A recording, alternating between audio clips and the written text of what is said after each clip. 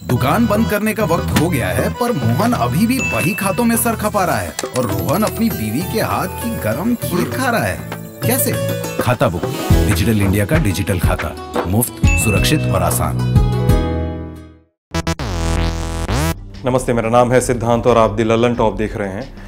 झारखंड के चुनाव परिणाम मोटा मोटी तो आ चुके हैं, बहुत सारी बहसें हो रही हैं, टीवी चैनल आप सभी के कमरे में और ललन टॉप के न्यूज़ रूम में भी बहुत सारी बातें बता रहे हैं। लेकिन झारखंड की राजनीति की बात करें और बाबूलाल मरांडी की बात न करें, ऐसा मुमकिन नहीं है।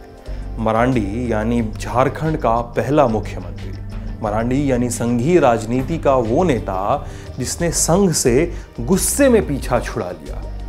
झारखंड का जिला गिरिडीह, गांव कोड़ियाबांध, ब्लॉक तिसरी। जनवरी 1958 में यहाँ बाबूलाल मरांडी का जन्म होता है। गांव से पढ़ाई लिखाई पूरी हुई तो गिरिडीह शहर आ गए बाबूलाल मरांडी। दाखिला मिला गिरिडीह कॉलेज में, यहीं पर इंटरमीडिएट और ग्रेजुएशन की पढ़ाई की।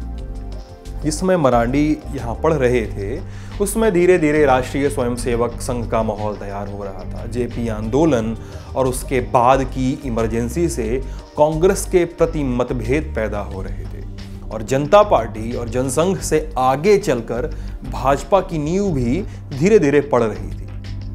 बाबूलाल मरांडी की कॉलेज की पढ़ाई पूरी हुई। इसके बाद मरांडी गए रांची विश्वविद्यालय से भूगोल में परास्नातक की पढ़ाई की। इसके बाद प्राइमरी स्कूल में पढ़ाना शुरू किया और इस समय तक बाबूलाल मरांडी पूरी तौर पे संघ से जुड़ भी चुके थे। ये वही समय था जब मरांडी स्कूल की नौकरी पूरी तरह छोड़ने वाले थे।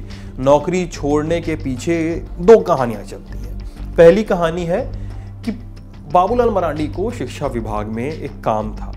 जब शिक्षा विभाग के कार्यालय में गए तो वहां के एक बाबू ने, क्लर्क ने, काम के एवज ने उनसे रिश्वत मांगी। कहा कि पैसे दीजिए तो आपका एक काम कर देंगे। काफी कहा सुनी हो गई। बाबूलाल को रिश्वत देना मंजूर नहीं था। बाबूलाल और बाबू दोनों भड़क गए और बाबूलाल मरांडी ने तुरंत अपनी नौकरी से इस्तीफा दे दिया। अब नौकरी छोड़ने की कहानी नंबर 2, ये छोटी कहानी है। बाबूलाल मरांडी संघ से तो जुड़े ही हुए थे। संघ के प्रचार और कामकाज में दिक्कत आ रही थी। विश्व हिंदू परिषद से पद का भी ऑफर था।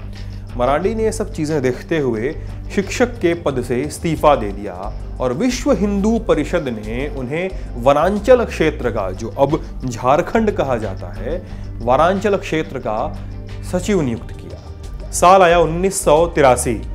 बाबूलाल मरांडी चले गए दुमका, संथाल परगना प्रखंड में काम शुरू किया। इस दौरान मरांडी दुमका के ही आरएसएस ऑफिस में रहते थे, सोते थे, खाते थे।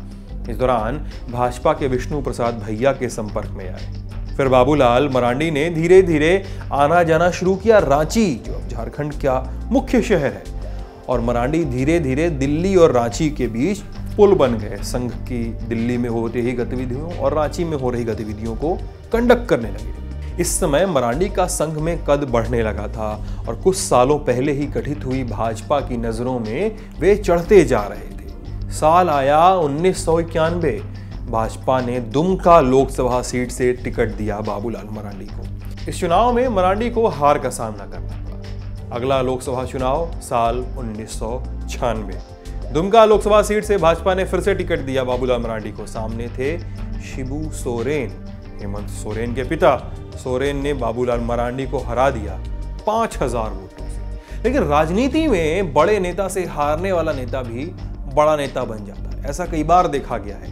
बाबूलाल मरांडी के साथ भी यही हुआ। सोरेन से हारने के बाद मरांडी का माहौल बन गया। भाजपा ने भी भाग लिया। कहा कि अपने क्षेत्र में संगठन का निर्माण करिए। पार्टी ने उन्हें झारखंड इकाई का प्रमुख बना दिया। मरांडी संगठन के लिए काम करने में जुड़ गए। 1998 में लोकसभा चुनाव हुए। मरांडी ने बीजेपी के लिए कितना काम किया था पता चल गया। झारखंड की 14 लोकसभा सीटों में से 12 सीटें भाजपा के हाथ में। मरांडी ने सोरेन को हरा दिया था। नए राज्य झारखंड का गठन तो नहीं हुआ था, लेकिन नींव पड़ चुकी थी। भाजपा के एजेंडे में शामिल था सब कुछ। जीत से मरांडी का मेयार और बुलंद हुआ। उन्हें केंद्रीय मंत्रिमंडल में शामिल किया गया और इसके साथ ही 2 बार के केंद्रीय मंत्री कन्हैया मुंडा को किनारे किया गया। और फिर लोकसभा भंग हुई। फिर से चुनाव हुए 1999 में। दुमका सीट पर मरांडी ने फिर से चुनाव लड़ा। सामने थी शिबू सोरेन की पत्नी रूपी सोरेन। 5000 वोटों से मरांडी फिर जीत गए। कहा गया कि रूपी सोरेन और मरांडी के बीच कांग्रेस प्रत्याशी रमेश थे, जिन्होंने भाजपा विरोधी वोटों का सबसे बड़ा हिस्सा काट लिया था, जिसका लाभ बाबूलाल मरांडी को मिला। अगला साल 2000 बिहार का बहुप्रतीक्षित विभाजन पूरा हुआ। नया राज्य झारखंड सामने आया। एनडीए की सरकार बनी और मरांडी बने पहले मुख्यमंत्री। मरांडी अपनी कुर्सी को लेकर बहुत आश्वस्त थे, लेकिन एनडीए की सहयोगी जनता दल यूनाइटेड का प्लान कुछ और था। जदयू ने दबाव बनाया।